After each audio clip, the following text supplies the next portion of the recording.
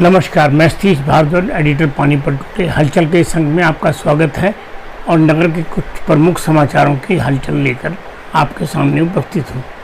गुजरात के दंगों को बंद कराने में सफल मोदी अब देश के सबसे लोकप्रिय प्रधानमंत्री हैं। 2 साल बाद मुख्यमंत्री को शिकायत के बाद किशनपुरा पार्क में 3 झूले लगे। संयुक्त व्यापार मंडल द्वारा बाजारों में अतिक्रमण हटाने की मांग। पार्षद चंचल ने पत्रकारों को बताया उनके पति से अभी कोई संपर्क नहीं है।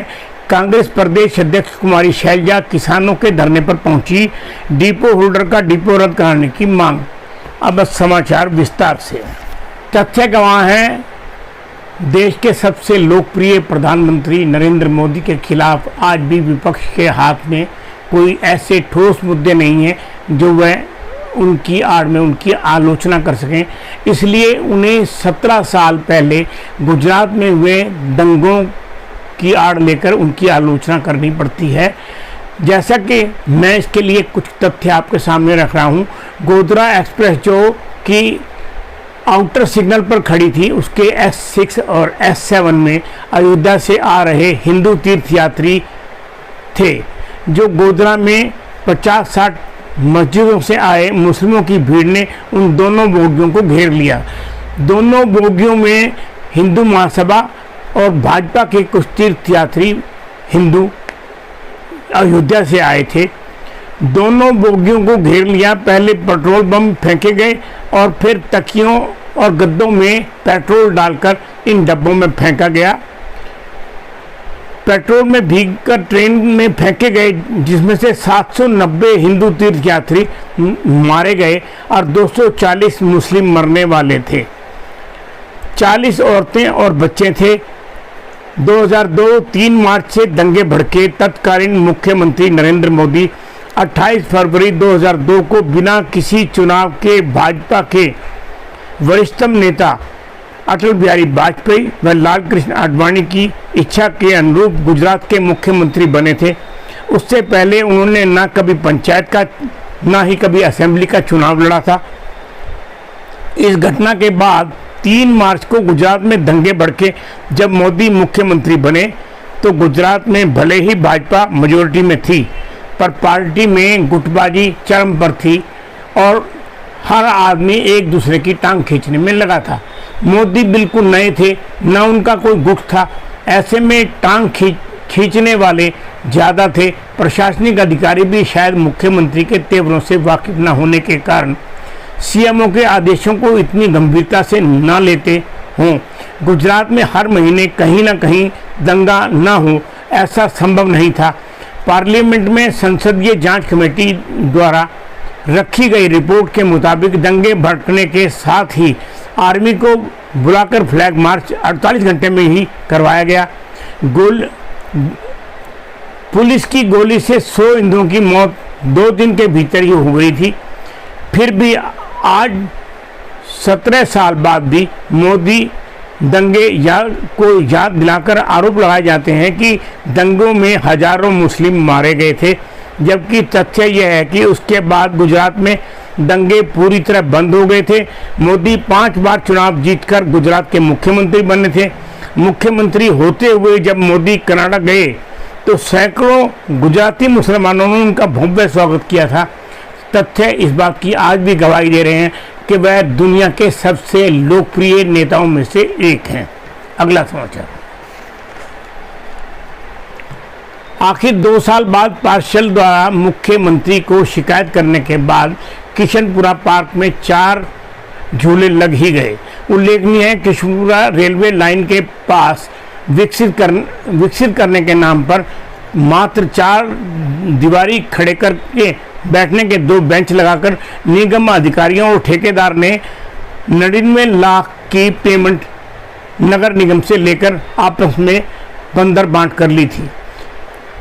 पार्षद सुमन छाबड़ा ने यह फाइल निकलवाकर उसके पति अशोक छाबड़ा ने बड़ी मुश्किल से फाइल निकलवाई और पता चला कि ठेकेदार को झूले और ओपन जिम के नाम पर पेमेंट कर दी गई थी। सारा मामला अशोक छाबड़ा ने विधायक के संज्ञान में लाकर कमिश्नर सुशील कुमार को लिखित शिकायत करने पर फ्रॉड करने वाले ठेकेदार या निगम कर्मियों के खिलाफ कोई एफआईआर या दंडात्मक कार्रवाई न होने पर शिकायत सीएम विंडो पर देने के बाद 23-24 अगस्त को 4 झूले लगाए गए हैं। अब देखना यह है कि दोषियों को कब दंड मिलेगा। अगला समाचार, संयुक्त व्यापार मंडल द्वारा इंसार बाजार में दुकानदारों के अतिक्रमण हटाने की मांग की। संयुक्त व्यापार मंडल के प्रवक्ता सुरेश भरड़ा ने प्रशासन से दुकानदारों द्वारा अतिक्रमण हटाने की मांग की है।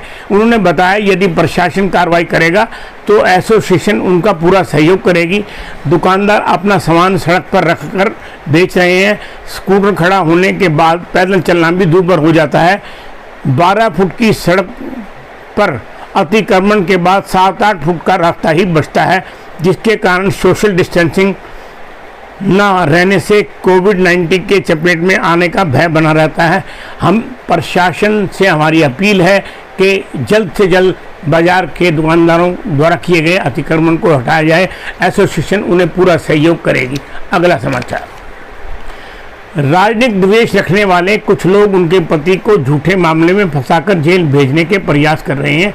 पार्षद चंचल सहगल, लंबे समय से सरकारी भूमि को अपने पिता की दिखाकर रजिस्ट्री कराने वाले पार्षद चंचल के पति विजय सहगल और उनके पिता पुलिस की गिरफ्त से बचने के लिए जगह जगह ठिकाने बदल रहे हैं। अदालत से अग्रिम जमानत न मिलने पर पुलिस उन्हें पकड़ने के लिए जगह जगह छापेमारी कर रही है। पुलिस विजय के भाई सोनू को पहले ही गिरफ्तार कर जेल भेज चुकी है। चंचल ने प्रेस के सामने आकर पहली बार कहा कि पुलिस उनके पति के बयान पहले ही ले चुकी है। आखिर बार जब उनसे बात हुई तो 2 हफ्ते से ज़्यादा हो गए हैं। पुलिस बार बार उनके बारे में जानकारी प्राप्त करने के लिए थाने ले जाकर परिवार के सदस्यों को घंटों हवालात में बिठाती है, पर हमें कोई जानकारी नहीं है। जैसे ही हमें पता चलेगा हम पुलिस को इसकी सूचना देकर पुलिस का पूरा सहयोग करेंगे। अगला समाचार, प्रदेश कांग्रेस अध्यक्ष कुमारी शैलजा लघु सचिवालय के सामने धरने पर बैठे किसानों और आढ़तियों के बीच आई और उन्हें संबोधित करते हुए कहा कि कांग्रेस भाजपा सरकार द्वारा लाए गए 3 जन विरोधी अध्यादेशों को पास कराकर कानून बनाने के प्रयास में है। कांग्रेस उनके माध्यम से किसानों, मजदूरों और आढ़तियों पर कुठाराघात नहीं होने देगी। पार्टी किसानों का दम व उन्हें प्रताड़ित करने की पूरी शक्ति से विरोध करेगी। चौथे दिन भी कृषि संबंधी अध्यादेश का किसानों और आढ़तियों ने धरना देकर विरोध जारी रखा, जबकि कांग्रेस अध्यक्ष कुमारी शैलजा के उनके बीच आने से किसानों का हौसला बुलंद दिखाई दिया। नमस्कार, आज के अंक में इतना ही। कल के हलचल के अंक में फिर हाजिर होऊंगा। नमस्कार।